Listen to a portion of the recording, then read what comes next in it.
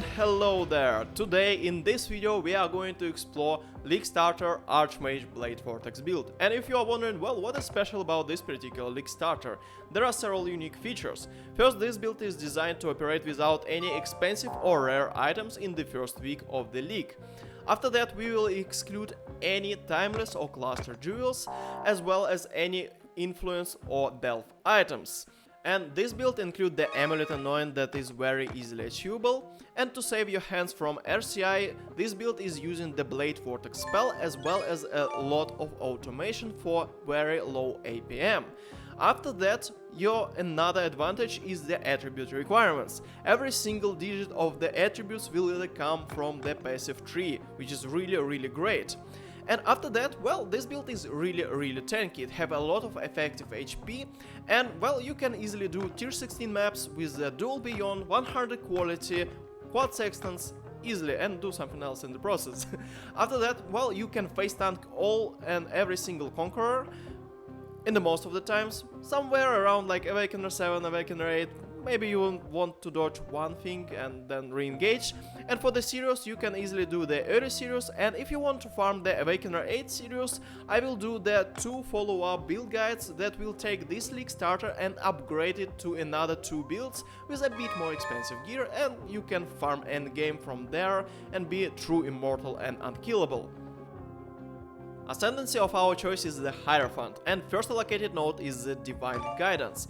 That along with the Mind over Matter keystone makes leveling in the axe very easy once you reach your level 31 and get your first lap. After that, we are allocating our Illuminated Devotion to boost our damage from Arcane Surge support.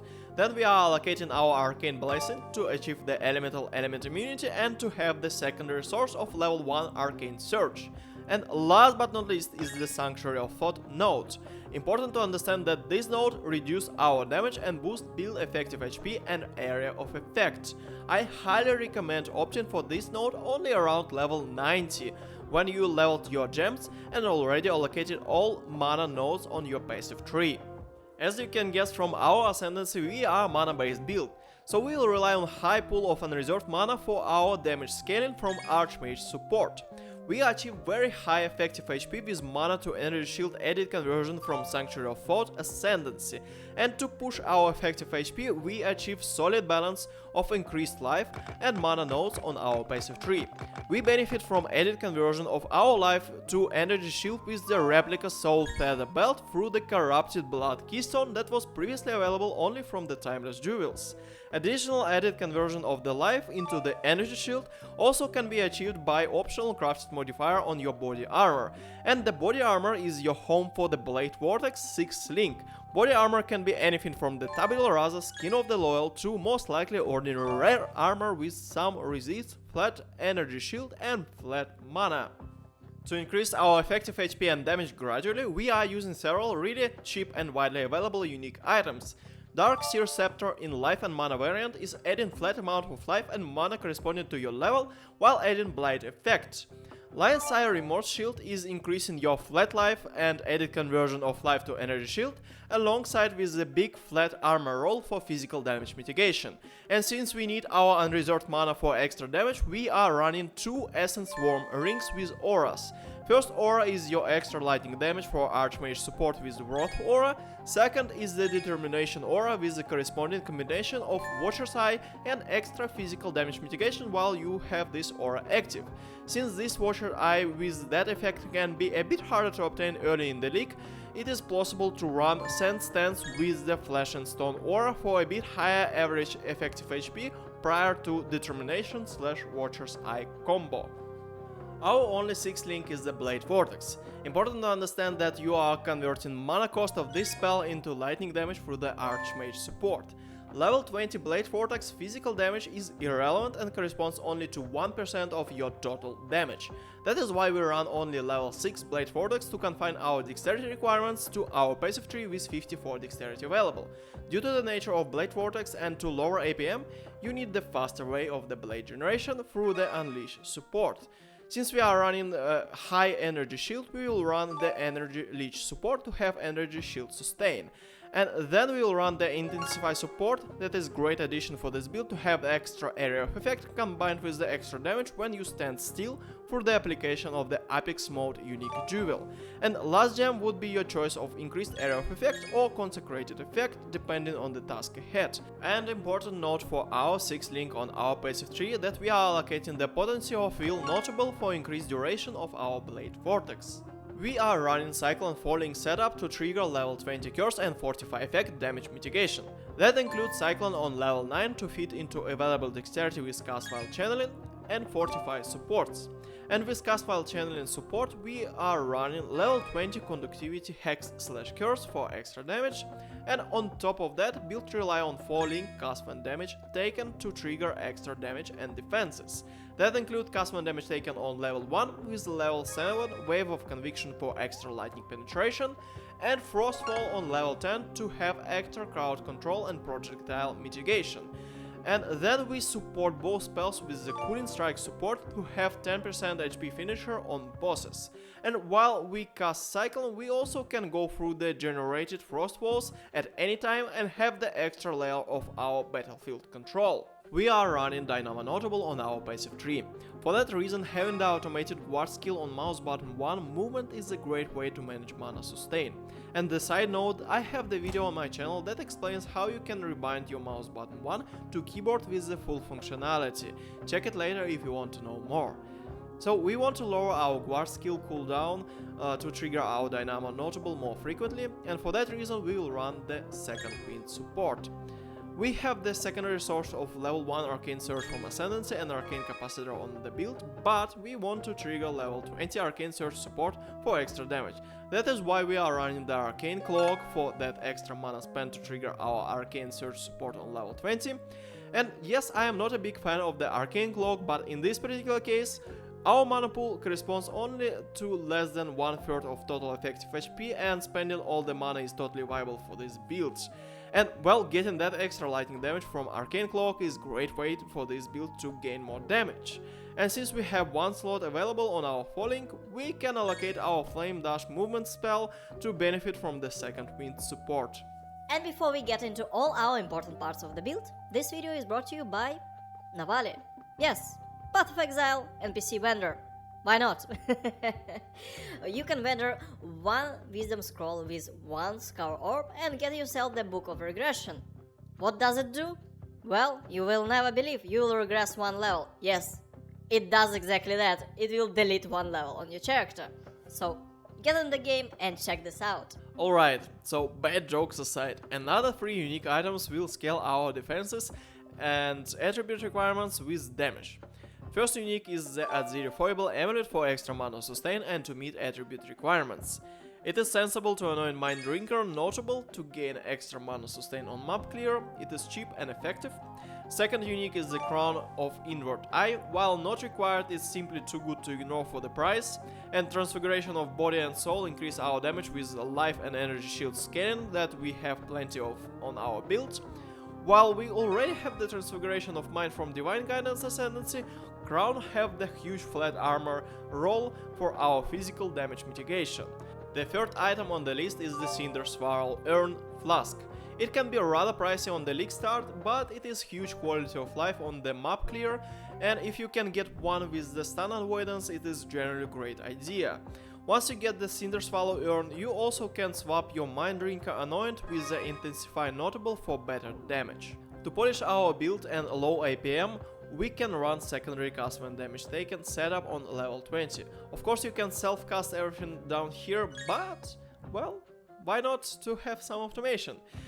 First one is the Sigil of Power on maximum level with your cast when damage taken to have that extra damage and defenses, and then you can add something like a second support spell. For example, I run the Void Sphere for the corpse removal, but you can run something like Chaos or Stone Golem for that extra physical damage mitigation, or maybe for extra life regeneration, whatever you prefer.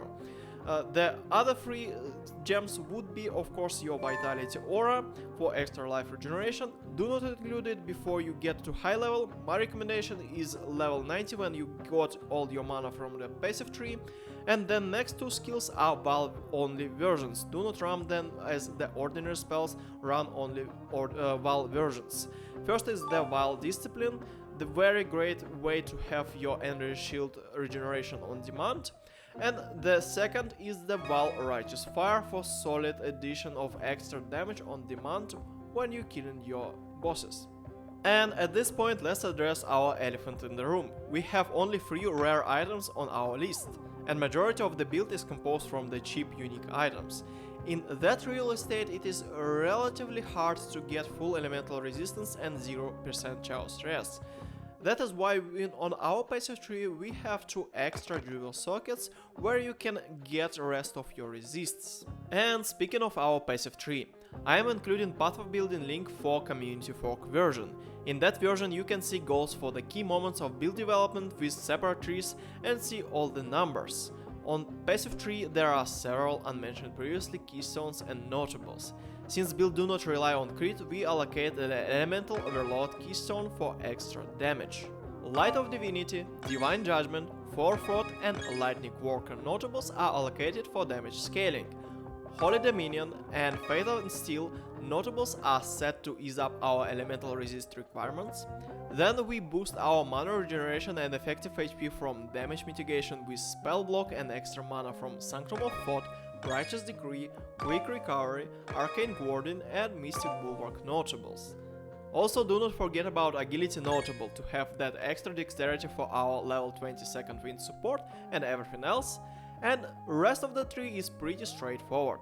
More mana and life for that energy shield added conversion and of course extra damage from our Archmage. And of course there's several tips for your leveling, because leveling on this build a bit counterintuitive.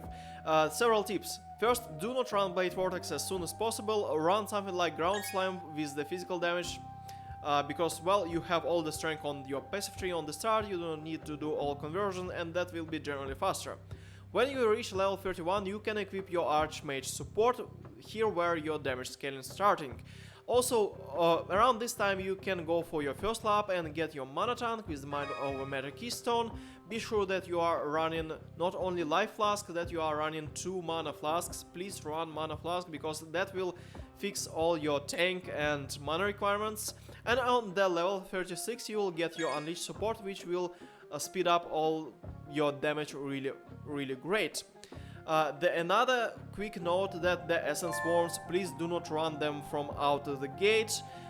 Scale your resistance, your rare gear, assemble your build, and when you are comfortable add your Essence Worms. Of course, as stated before, the Sanctuary of Thought Ascendancy, do not go it as soon as you want. It is the last priority around level 90 when you have all your mana scaling from your passive tree. Then you add your Sanctuary of Thought for that extra effective HP and extra area of effect. And speaking of leveling, of course you can farm the repository and tunnels in the haste, the maximum level 1, and I done that from the level 82 and onwards, which is quite an achievement. And I also was face tanking the red balls of death, so yeah, like 2 or 3 of them easily, so yeah, this build is quite tanky. And speaking of tank, the effective HP, if you check your path of building, the actual number there will be quite overblown, it will be something like 60 or 80k effective HP. This is not the case.